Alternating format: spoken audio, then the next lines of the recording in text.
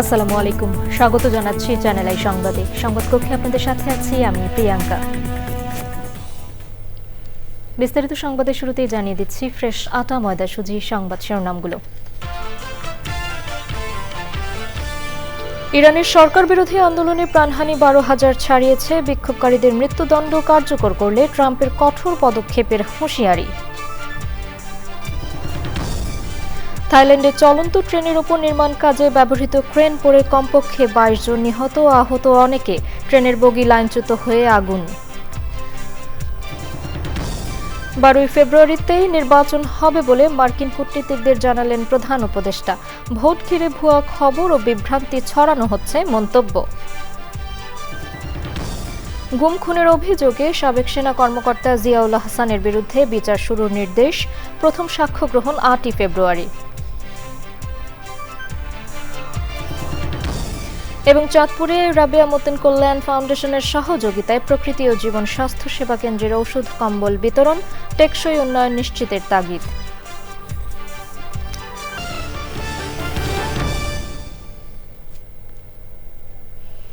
সংবাদ শিরোনামগুলো জানাচ্ছিলাম। এখনকার সংবাদ আয়োজন একই সঙ্গে চ্যানেল আইয়ের ইউটিউব চ্যানেল এবং চ্যানেল আইয়ের ওটিটি প্ল্যাটফর্ম আই স্ক্রিনে লাইভ স্ট্রিম হচ্ছে। যাচ্ছে বিস্তারিত সংবাদে। ইরানে চলমান বিক্ষোভে প্রাণহানি 12,000 ছাড়িয়েছে। সুপ্রিম ন্যাশনাল সিকিউরিটি কাউন্সিল ও প্রেসিডেন্টের অফিস সহ বিভিন্ন সূত্রের বরাত দিয়ে এ তথ্য জানিয়েছে ইরানের গণমাধ্যম ইরান ইন্টারন্যাশনাল। ইরানে যুক্তরাষ্ট্রের হামলা চালানোর আশঙ্কা বাড়ছে। সব ধরনের বৈঠকের সম্ভাবনা বাতিল করে দেওয়ার পরিপ্রেক্ষিতে ইরানও জানিয়েছে যুক্তরাষ্ট্র চাইলে সামরিক শক্তির পরীক্ষা করতে পারে, তবে ইরানে মার্কিন হামলা হলে মধ্যপ্রাচ্যে বিপর্যয় সৃষ্টি হবে বলে সতর্ক করেছে বিশ্বের অন্যতম ধনী দেশ কাতার। সুদীপ্তা মাহমুদের রিপোর্ট। ইরানের ওপর কিভাবে হামলা চালানো যেতে পারে এমন বেশ কয়েকটি সামরিক ও গোয়েন্দা পদক্ষেপের বিষয়ে ডোনাল্ড ট্রাম্পকে অবহিত করেছেন মার্কিন সামরিক বাহিনীর কর্মকর্তারা। যুক্তরাষ্ট্রে বিবিসির অংশীদার সিবিএস নিউজকে এ তথ্য জানিয়েছেন মার্কিন প্রতিরক্ষা মন্ত্রণালয়ের দুজন কর্মকর্তা। সম্ভাব্য মার্কিন পদক্ষেপের ক্ষেত্রে দূরপাল্লার ক্ষেপণাস্ত্র হামলা এর মধ্যে অন্যতম। সেই সঙ্গে সাইবার অভিযান ও মনস্তাত্ত্বিক চাপ তৈরির জন্য প্রচারের বিষয়েও প্রস্তাব দেওয়া হয়েছে। মঙ্গলবার হোয়াইট হাউসে ইরান নিয়ে জাতীয় নিরাপত্তা দলের বৈঠক হলেও সেখানে অংশ নেননি প্রেসিডেন্ট ট্রাম্প। ইরানে বিক্ষোভকারীদের আন্দোলন চালিয়ে যাওয়ার পাশাপাশি বিভিন্ন প্রতিষ্ঠান দখলে নিতে বলেছেন ট্রাম্প। তাদের উদ্দেশ্যে তিনি বলেন, সহায়তা আসছে। ট্রুথ সোশ্যালে তিনি লেখেন, ইরানি দেশপ্রেমিকরা বিক্ষোভ চালিয়ে যান, খুনি ও নিপীড়কদের নাম মনে রাখুন, তাদের চড়া মূল্য দিতে হবে। 14 জানুয়ারি রাতে 26 বছর বয়সী তরুণ বিক্ষোভকারী ইরফান সুলতানির ফাঁসির রায় কার্যকর করার কথা। এ বিষয়ে সিবিএস ইভিনিং নিউজকে দেওয়া এক সাক্ষাৎকারে ট্রাম্প বলেছেন, বিক্ষোভকারীদের ফাঁসিতে ঝুলিয়ে মৃত্যুদণ্ড দেওয়া হলে যুক্তরাষ্ট্র কঠোর পদক্ষেপ নেবে। ইরানে বিক্ষোভে এ পর্যন্ত নিহতের সংখ্যা কত? ইন্টারনেট ব্ল্যাকআউটের জেরে ইরানের প্রকৃত পরিস্থিতি সম্পর্কে খুব বেশি জানতে পারছে না বিশ্ব। তবে জেরুজালেম পোস্ট নিহতের সংখ্যা 12,000-এর বেশি বলে জানিয়েছে।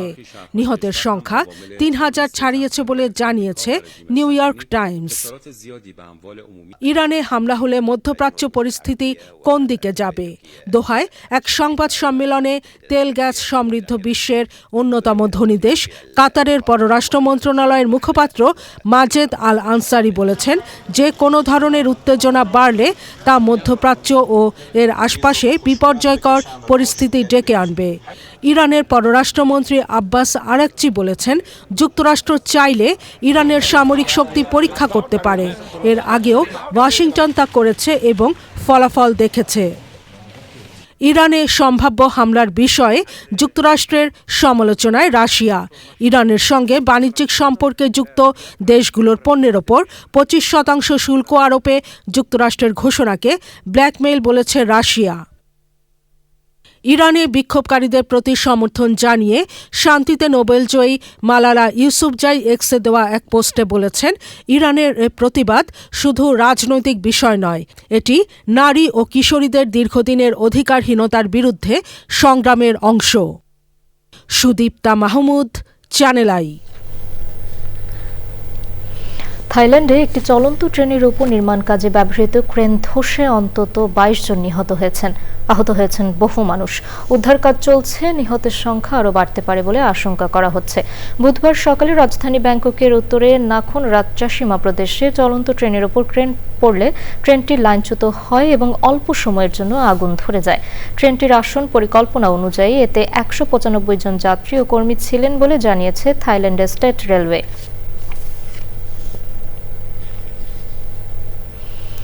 এবারে জাতীয় সংসদ নির্বাচন 2026 প্রসঙ্গ।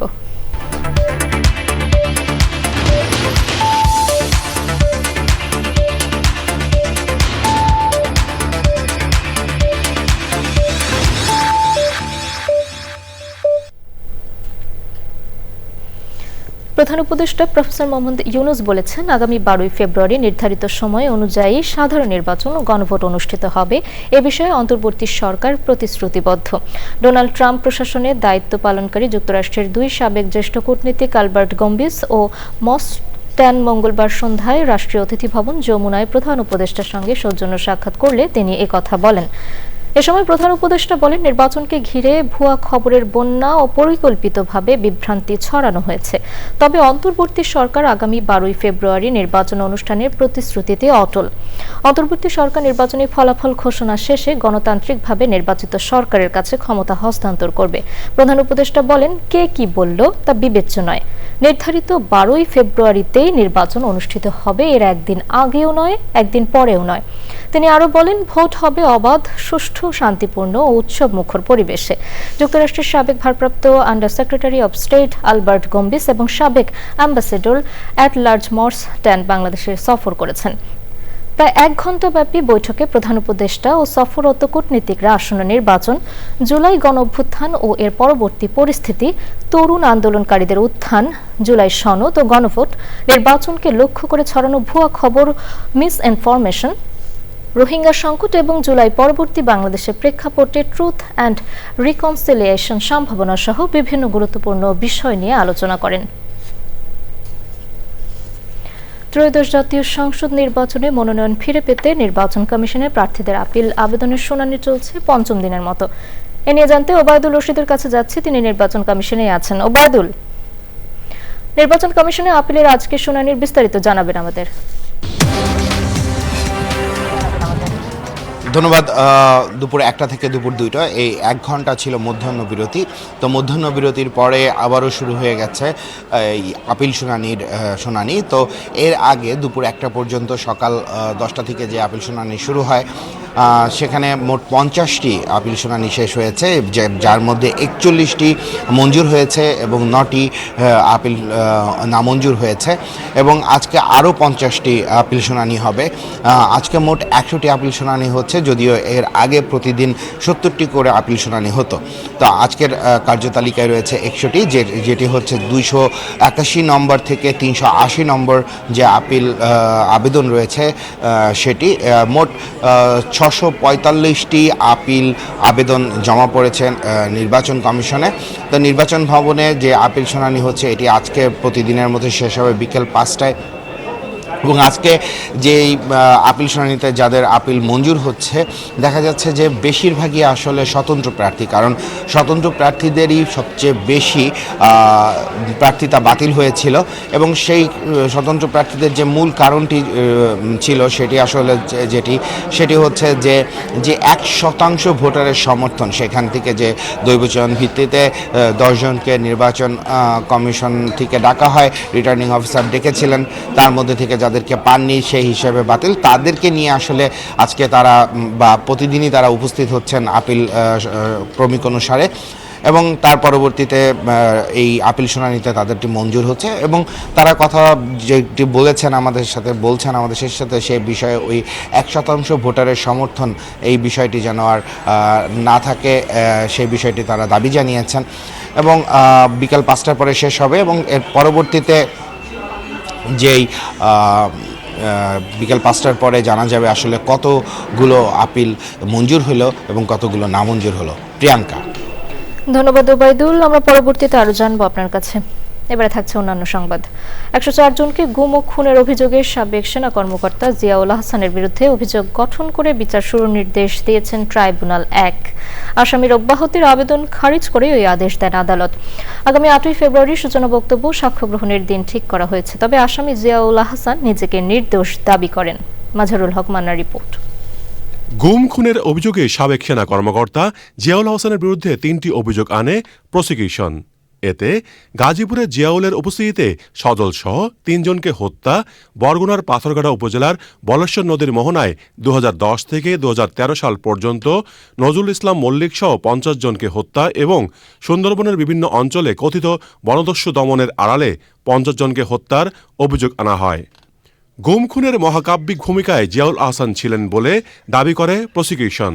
আসামির আইনজীবীরা প্রসিকিউশনের আনা অভিযোগের বিরোধিতা করে অব্যাহতির আবেদন করেন। বাংলাদেশের ইতিহাসের সবচাইতে আলোচিত গুম এবং খুনের যে মামলা, আসামি জিয়াউল আহসানের বিরুদ্ধে যে মামলাটি দায়ের করা হয়েছিল, সেই মামলাটির আসামি জিয়াউল আহসান একক আসামি হিসেবে তার বিরুদ্ধে আনুষ্ঠানিক অভিযোগ গঠন করা হয়েছে আন্তর্জাতিক অপরাধ ট্রাইব্যুনালে। ট্রাইব্যুনাল আগামী 8ই ফেব্রুয়ারি থেকে এই মামলার সাক্ষ্য গ্রহণ এবং ওপেনিং স্টেটমেন্টের জন্য দিন ধার্য করেছেন। এমন একটি মামলা, যে মামলাটির মাধ্যমে বাংলাদেশের গুমের যে ভয়াবহ সংস্কৃতি, সেটির একটি উন্মোচন হবে, জাতির সামনে দৃশ্য উন্মোচিত হবে। এই মামলাটিতে আমরা এখন পর্যন্ত 104 জন মানুষকে গুমপূর্বক হত্যা করে দেশের বিভিন্ন স্থানে, সাগরের মোহনার দিকে, কখনো সুন্দরবনের দিকে, এই ভিকটিমদেরকে ট্রলারে তুলে নিয়ে গিয়ে হাত পা এবং চোখ বেঁধে নিয়ে তাদেরকে মোহনার কাছে গিয়ে জোয়ার ভাটার হিসাব করে তাদের মাথায় গুলি করে, বুকে গুলি করে হত্যা করা হতো। আদালতের আদেশ নিয়ে নিজেদের অবস্থান ব্যাখ্যা করে আসামিপক্ষ। যে অভিযোগগুলো নিয়ে আসা হয়েছে এগুলো সবগুলোই মিথ্যা এবং ভিত্তিহীন।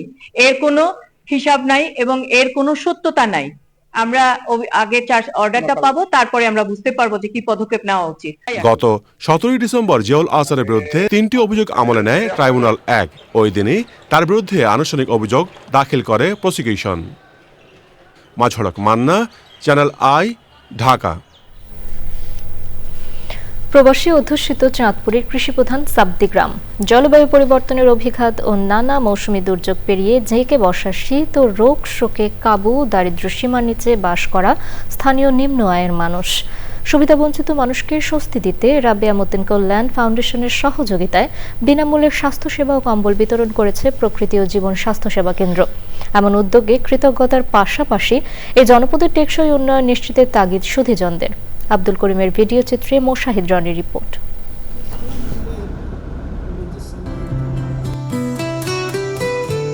চাঁদপুর সদর থেকে মাত্র কয়েক কিলোমিটারের পথ, বালিয়া ইউনিয়নের শান্ত সবুজ গ্রাম সাবদে।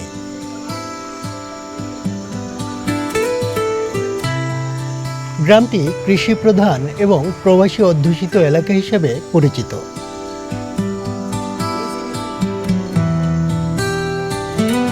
মেঘনা ও ডাকাতিয়া অধ্যুষিত এই জনপদ প্রাকৃতিকভাবে ভীষণ সংবেদনশীল। ভাঙন, বন্যা, অতিবৃষ্টি ও লবণাক্ততায় জলবায়ু পরিবর্তনের ছাপও এখানে বেশ স্পষ্ট।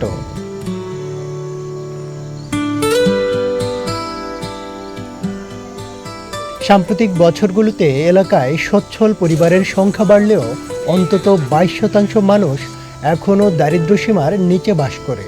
এদের মধ্যে যেমন রয়েছেন কৃষি ও নির্মাণ খাতের শ্রমিক, তেমনি রিক্সা ও ইজি রাইডার চালকের পাশাপাশি রয়েছেন ক্ষুদ্র মৎস্যজীবী।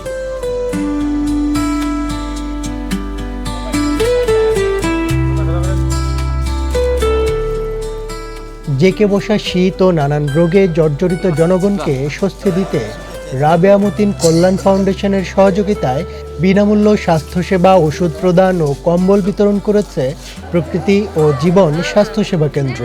কম্বল পাইছি, ওষুধ পাইছি, আল্লাহ দিলে ভালো হয়েছে। শীতের মধ্যে বুড়া মানুষ আরাম করে থাকবো। ভাই আমরা আনন্দ দোয়া করি।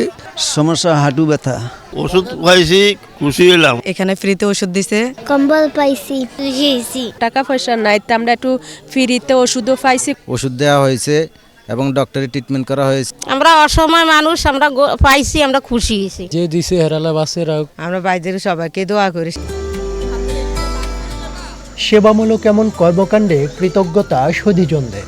এই এলাকার জনগণের জন্য খুবই উপকার হয়েছে। আমরা আমাদের অত্র এলাকার পক্ষ থেকে তাদের সকলকে অভিনন্দন এবং মোবারকবাদ জানাচ্ছি। বাবুভাই চ্যানেল আইয়ের প্রকৃত ও জীবন অনুষ্ঠানের প্রধান, ওনাকেও ধন্যবাদ জানাই। রাবিয়া ফাউন্ডেশন মজুমদার ভাইকে অনেক ধন্যবাদ এবং আমরা সবাই স্বাস্থ্যসেবা পাইয়া শীতবস্ত্র পাইয়া খুশি। সহায়তার জন্য ওনাকে আল্লাহ তাআলা রহমত দান করে। সবার পক্ষ থেকে ধন্যবাদ। তো প্রত্যন্ত অঞ্চল যে এই এলাকাবাসীর জন্য যদি আমাদের পাশাপাশি আরও কোনো বিত্তবানরা আগিয়ে আসে বা সহযোগিতা করে, তাহলে এই এলাকাবাসীর জন্য অনেক অনেক উপকার হবে। সাপ্তি ও বালিয়া এলাকার টেকসই উন্নয়নে নদী ভাঙন রোধ এবং পরিকল্পিত বর্জ্য ব্যবস্থাপনার মাধ্যমে পরিবেশ রক্ষা করে আধুনিক ও বিষমুক্ত কৃষির প্রসার ঘটাতে হবে। পাশাপাশি প্রবাসীদের রেমিটেন্সকে সৌরবিদ্যুৎ ও কারিগরি শিক্ষার মতো টেকসই খাতে বিনিয়োগ করে স্থানীয়দের দীর্ঘমেয়াদী কর্মসংস্থান ও আত্মনির্ভরশীলতা নিশ্চিতের তাগিদ সমাজবিজ্ঞানী ও বিশেষজ্ঞদের। Moshahid Roni, Channel i, Chandpur. এবারে BPL update.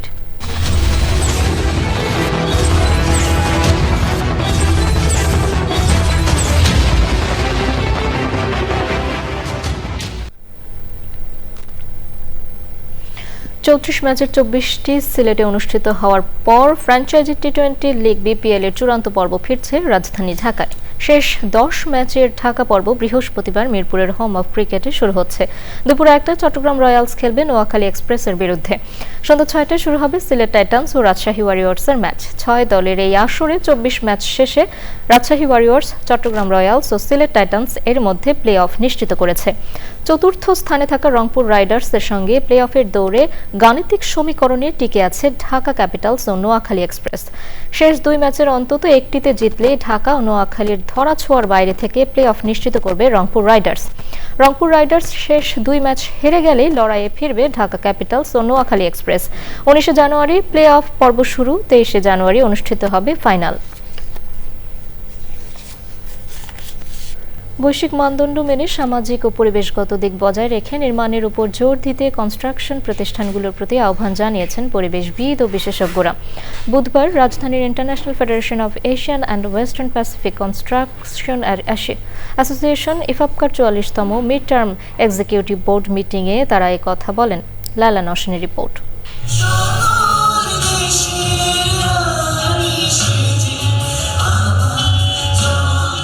Bangladesh Association of Construction Industry বাসির আয়োজনে International Federation of Asian and Western Pacific Construction Association ইফাপকার 44তম মিড টার্ম এক্সিকিউটিভ বোর্ড মিটিংয়ে যোগ দেন বিশ্বের বিভিন্ন দেশের নির্মাণ প্রতিষ্ঠানগুলোর প্রতিনিধিরা। ছিলেন বাংলাদেশের খাত সংশ্লিষ্ট বিশেষজ্ঞরাও। উদ্বোধনী আয়োজনে বাংলাদেশের মতো উন্নয়নশীল দেশের নির্মাণ কাজে পরিবেশগত ও সামাজিক ভারসাম্য রক্ষার তাগিদ দেন আলোচকরা। সারা দুনিয়াতে সব সেক্টরেই এখন জোর দেওয়া হচ্ছে পরিবেশগত দিকে তারা যেন সচেষ্ট হয়। Overall construction company all over the world প্রচুর পরিমাণ কার্বন নিঃসরণ করে, তো সেইটাকে কমানোর চেষ্টা করা হচ্ছে। In Bangladesh, the team identified the environmental responsibility, social responsibility and governance issues. Mid term executive board meeting থেকে ইফাপকার পরবর্তী কর্মসূচি নির্ধারিত হবে বলে জানান আয়োজকরা। The challenges of climate change, urbanization and resource management demand that we innovate, collaborate and lead the vision. Financial matter আমরা decide করব, পলিটিক্যাল ম্যাটার ডিসাইড করব এবং পলিসি মেকিং সেখানে হবে। পরবর্তী কনভেনশনের কি পলিসি হবে সেগুলি এই মিটিংয়ে ডিসাইড হবে। উদ্বোধনীতে যোগ দিয়ে কনস্ট্রাকশন কাজে স্বচ্ছতার উপর গুরুত্ব দেন আলোচকরা। Laila Nawshin, channel I, Dhaka. আগামী 16 ও 17 জানুয়ারি ঢাকায় অনুষ্ঠিত হবে South Asian Federation of Accountants সাফার আন্তর্জাতিক সম্মেলন। 1984 সালে প্রতিষ্ঠিত দক্ষিণ এশিয়ার সার্ক সদস্য দেশগুলোকে নিয়ে আঞ্চলিক ফোরামের এই সম্মেলনে ইন্টারন্যাশনাল ফেডারেশন অফ অ্যাকাউন্টেন্টস IFACর প্রেসিডেন্ট প্রথমবারের মতো অংশ নেবেন বলে জানিয়েছেন সংশ্লিষ্টরা। দেশের প্রায় 5 শতাধিক চার্টার্ড অ্যাকাউন্ট্যান্ট ছাড়াও সার্ক দেশগুলোর প্রতিনিধিরা এতে অংশ নেবেন। দুপুরে রাজধানীর কারওয়ান বাজারের সিএ ভবনে the Institute of Chartered Accountants ICAB-তে অনুষ্ঠিত সংবাদ সম্মেলনে 2 দিনের সাফা আন্তর্জাতিক সম্মেলনের বিশদ তুলে ধরেন। এ সময় ICAB প্রেসিডেন্ট NK মবিন, সাবেক প্রেসিডেন্ট মোহাম্মদ ফরহাদ হোসেন সহ সংশ্লিষ্টরা উপস্থিত ছিলেন। পরবর্তী প্রজন্মের পেশা, নৈতিক কৃত্রিম বুদ্ধিমত্তা ও টেকসই প্রতিবেদন একীভূতকরণ স্লোগানে সাফা কনফারেন্সে 3টি টেকনিক্যাল সেশন থাকবে। এতে সার্ক অঞ্চলের প্রতিনিধিরা ছাড়াও বিডা নির্বাহী চেয়ারম্যান চৌধুরী আশিক মাহমুদ বিন হারুন সহ বাণিজ্য মন্ত্রণালয়ের সংশ্লিষ্টরা অংশ নেবেন। আমরা ইন্টারন্যাশনাল কনফারেন্সগুলো আমরা অ্যাটেন্ড করি, ওনাকে বাংলাদেশে আনা এটা ফার্স্ট টাইম আমরা অ্যারেঞ্জ করেছি এবং উনি কালকে রিচ করবেন। সাফা ইজ এ রিজনাল বডি, অনেকদিন ধরেই চলছে, আমরা করছি। আমাদের এবারকার রিমার্কেবল পার্ট হচ্ছে যে সাফার লিডারশিপে বা প্রেসিডেন্টশিপটা আমাদের কাছে। মিশর, লেবানন ও জর্ডানের মুসলিম ব্রাদারহুডকে সন্ত্রাসী সংগঠন হিসেবে ঘোষণা দিয়েছে যুক্তরাষ্ট্র। কাতার ভিত্তিক বার্তা সংস্থা আল জাজিরা এই তথ্য জানিয়েছে। আল জাজিরা জানায়, মিশরীয় মুসলিম ব্রাদারহুডের কর্মকর্তারা বলেছেন, মার্কিন তকমা প্রত্যাখ্যান করে একে চ্যালেঞ্জ করার জন্য সব আইনি পথ অনুসরণ করেছেন তারা। মার্কিন প্রেসিডেন্ট ডোনাল্ড ট্রাম্প গত 24শে নভেম্বর তার প্রশাসনকে মুসলিম ব্রাদারহুডের 3টি শাখাকে কালো তালিকাভুক্ত করার পাশাপাশি এ বিষয়ে নির্বাহী আদেশে স্বাক্ষর করেছিলেন। মিশরের ব্রাদারহুড গোষ্ঠীগুলোকে বিশেষভাবে মনোনীত বৈশ্বিক সন্ত্রাসী হিসেবে চিহ্নিত করেছে মার্কিন ট্রেজারি বিভাগ। জর্ডান ও লেবানিজ ব্রাদারহুড সংস্থাটিকে আরও গুরুতর উপাধি বিদেশি সন্ত্রাসী সংগঠন হিসেবে কালো তালিকাভুক্ত করেছে স্টেট ডিপার্টমেন্ট। ফিলিস্তিনি স্বাধীনতাকামী গোষ্ঠী হামাসের প্রতি সমর্থন এবং মধ্যপ্রাচ্যে ইসরায়েলি স্বার্থের বিরুদ্ধে মুসলিম ব্রাদারহুডের কার্যকলাপকে বিবেচনা করে সন্ত্রাসী সংগঠন হিসেবে তালিকাভুক্ত করেছে ট্রাম্প প্রশাসন। এবারে নিটোল টাটা কৃষি সংবাদ।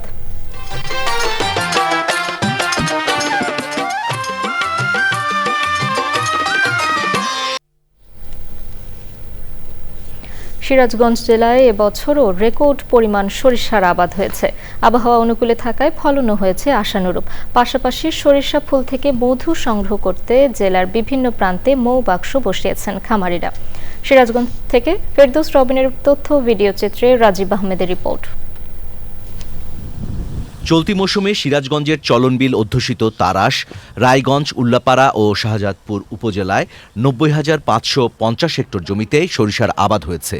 বিশেষ করে টরি 7 ও টরি 14 জাতের সরিষা আবাদ হয়েছে বেশি। খালি বুনিয়া থুইয়া যায়, নিরেন কুরান নাই।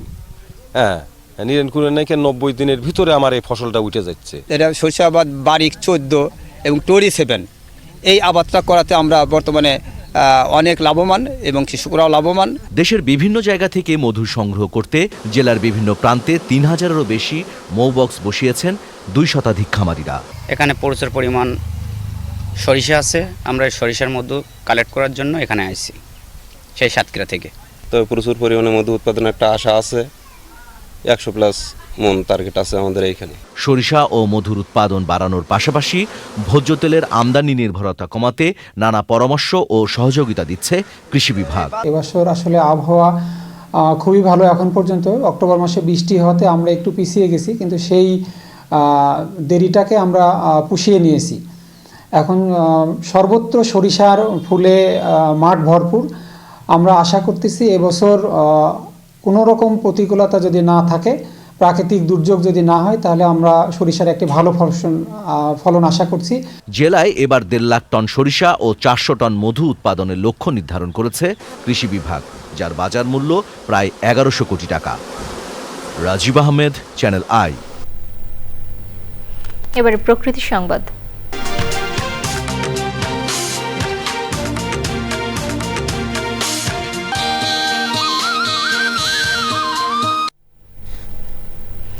নরসিংদীতে অনুষ্ঠিত হয়েছে গ্রাম বাংলার ঐতিহ্যবাহী শীতকালীন পিঠা উৎসব। শীতের ঐতিহ্য, গ্রামীণ সংস্কৃতি ও বাঙালির আবেগকে ধারণ করে পরিবেশ বান্ধব এই পিঠা উৎসবের আয়োজন করে পলাশ রেসিডেন্সিয়াল মডেল কলেজ।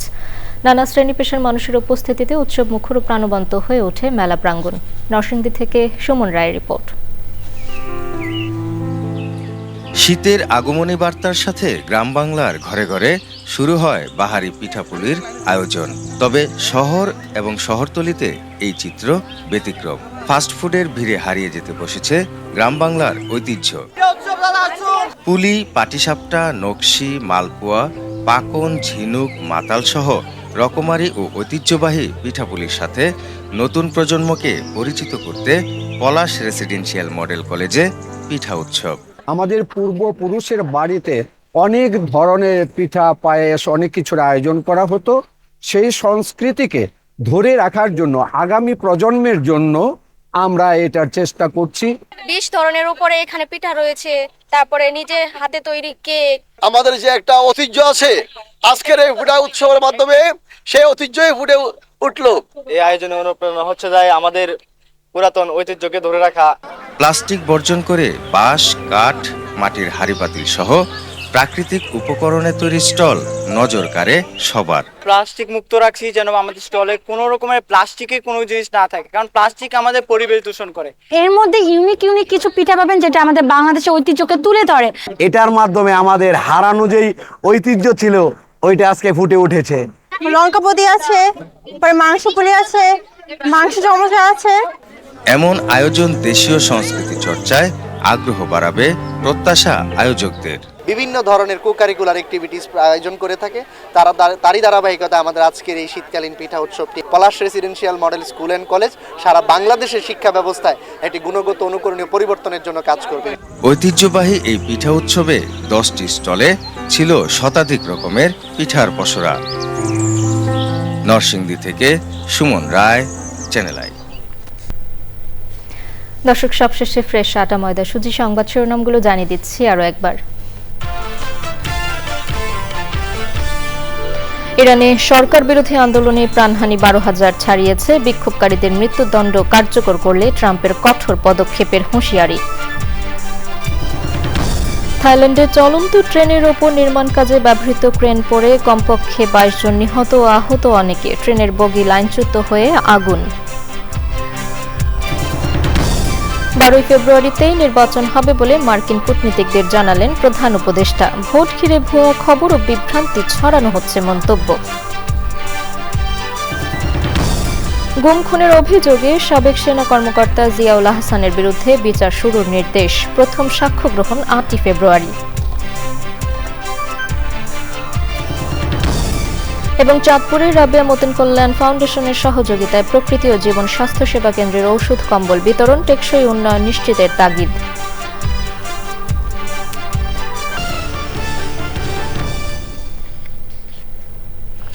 চ্যানেল আইয়ের সর্বশেষ সংবাদ জানতে ভিজিট করুন channelionline.com-এ। যুক্ত থাকুন আমাদের সোশ্যাল মিডিয়া প্ল্যাটফর্মগুলোর সাথে।